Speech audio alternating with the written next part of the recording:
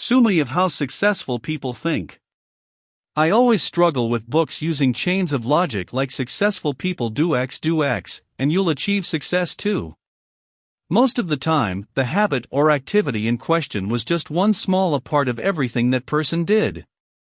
Sometimes, they're even habits they likely acquired to affect their success after that they had it, not before. The reality is you'll find samples of successful people for each habit and its polar opposite. So when John C. Maxwell asserts that all successful people think alike, I cringe a touch. But he does have some extent when it involves thinking in the least. That they sure do, as against most people, who just live day to day, month to month, paycheck to paycheck. Still, it's only one of his many books on leadership and success, so don't treat how successful people think as a checklist of habits to select up. While it outlines 11 specific sorts of thinking, big picture, focused, creative, realistic, strategic, possibility, reflective, popular, shared, unselfish, and bottom line, its main message is to seem at thinking itself as an activity which will stand on its own. That said, here are 3 of these particular sorts of thinking to assist you begin exploring. Before you begin your day, consider which items on your calendar are going to be your biggest chances to find out. A very simple thanks to practice being creative is to list more alternatives when making a choice. If someone wrote your obituary for tomorrow's paper, what wouldn't it say about your contributions to society?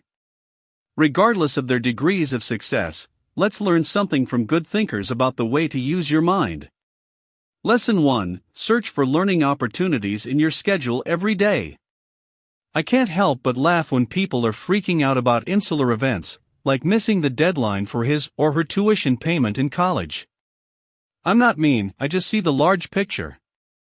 Usually, I exploit this to undertake and help my friends settle down. Look, they only put up a deadline so people wouldn't forget it altogether. Nothing goes to happen, you'll just pay it a few days late. What's more, albeit it meant getting kicked out of faculty, there are numerous more belongings you could do, like enrolling during a different school or program, suing your way back in, or just abandoning college altogether. And while I feel about the large picture a touch too often and doubt my very own plans, most of the people lack this awareness. If you're someone who gets stressed by rather small problems like that, maybe John's tactic can assist you.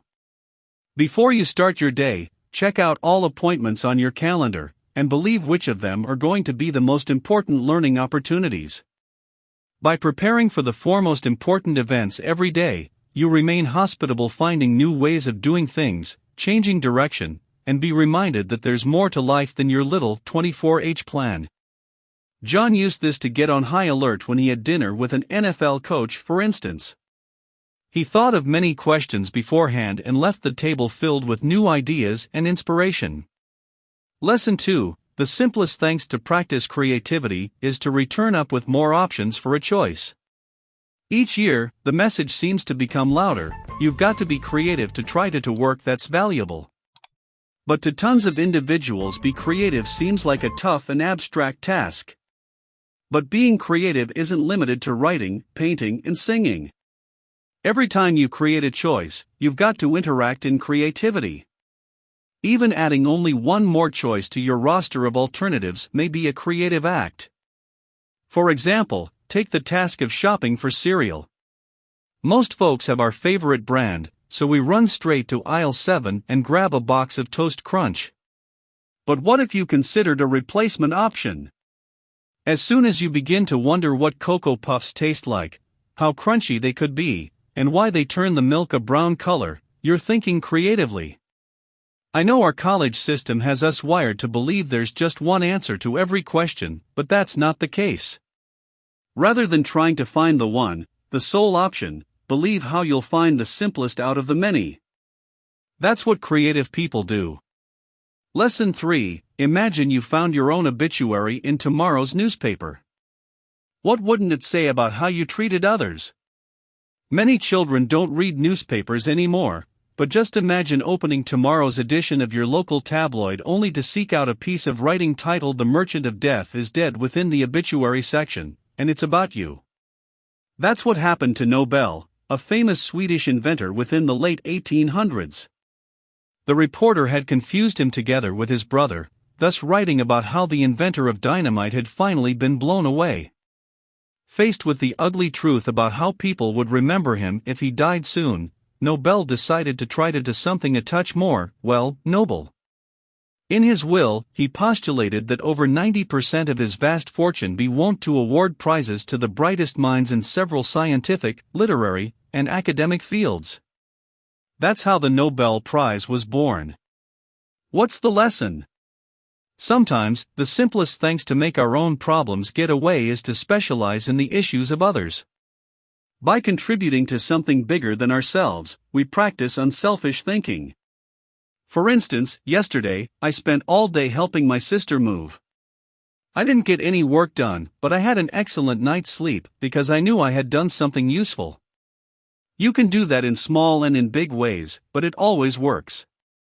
The one caveat I even have about this book is that the one I gave at the start. Don't use it as a checklist, but as an occasional source of inspiration, and making thinking itself a habit. Albeit all how successful people think does is get you to line aside a couple of minutes of some time to practice thinking as a standalone activity. It'll are well worth the read. Hey, thank you for watching Pro Books, and be sure to subscribe because more incredible content is on the way. Did you like this audiobook summary?